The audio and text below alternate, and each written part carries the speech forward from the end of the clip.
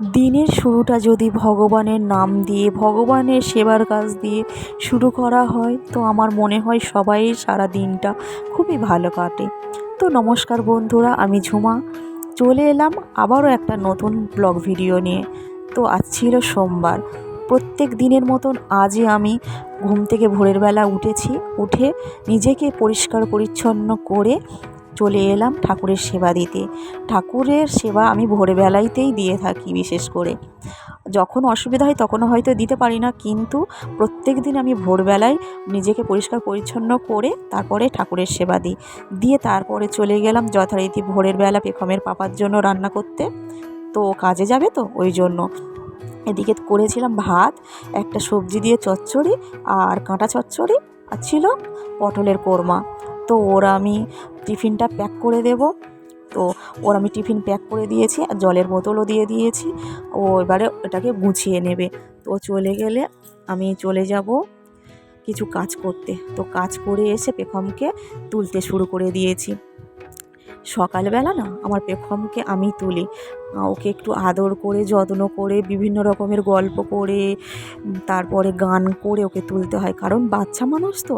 বাচ্চাদের যদি সকালবেলা আমি বকে হেঁকে তুলি তাহলে ওদের সারা দিনটাই ভালো যায় না। ওকে একটু যত্ন করে তুললে না ওর একটু ভালোই লাগে। তারপর ওকে তুলে আমি বিছানাটা পরিষ্কার করে নিলাম, একদম টান টান করে বিছানা পেতে নিলাম। তারপরে ওকে এসছি ব্রাশ করাতে।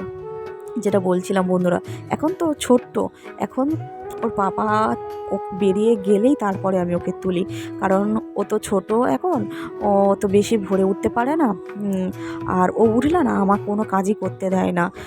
তাই জন্য ওর পাপা চলে গেলেই আমি ওকে ঘুম থেকে তুলি। আর যেদিনে ওর পাপা থাকি ও উঠে পড়ে সেদিনে আমার আর কোনো কাজই করতে দেয় না।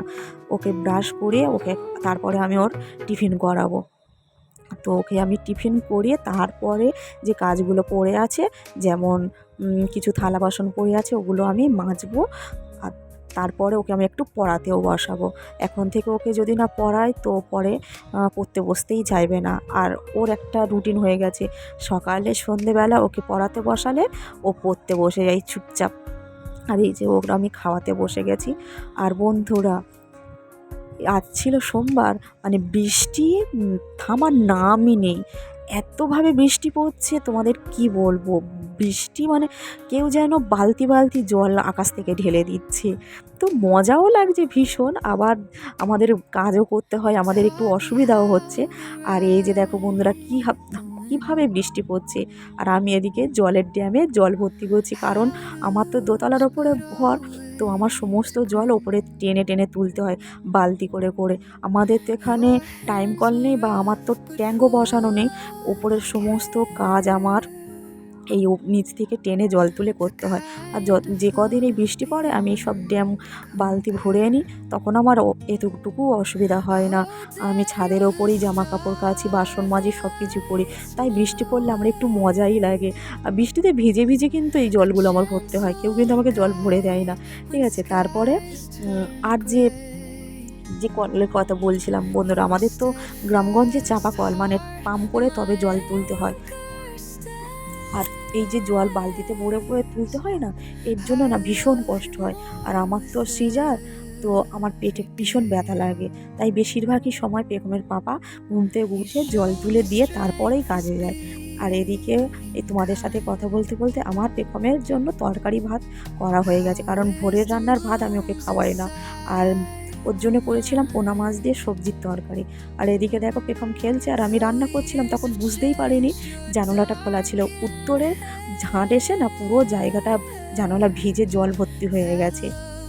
তো কী করবো, ওটাকে একটু মুছে নেব, আর কিছু করারই নেই। আর কি বলবো বন্ধুরা, সকাল থেকেই কারেন্ট নেই, আমাদের এদিকে লোডশেডিং। তো রবিবার ছিল, রবিবার ওর পাপা অনেক মাছ এনেছিল, মাছ চিংড়ি, পেখমের জন্য চিংড়ি, আমাদের চচ্চড়ি খাওয়ার জন্য চিংড়ি। তারপরে নদীর মাছ সব না একদম নষ্ট হয়ে যাচ্ছে, তাই পেখমের বাবা কাজে থেকে এসে মাছগুলো ভেজে দিচ্ছিল এমার্জেন্সি জেলে। তো কী আর বলো বন্ধুরা, এতক্ষণ দেখার জন্য অনেক অনেক ধন্যবাদ।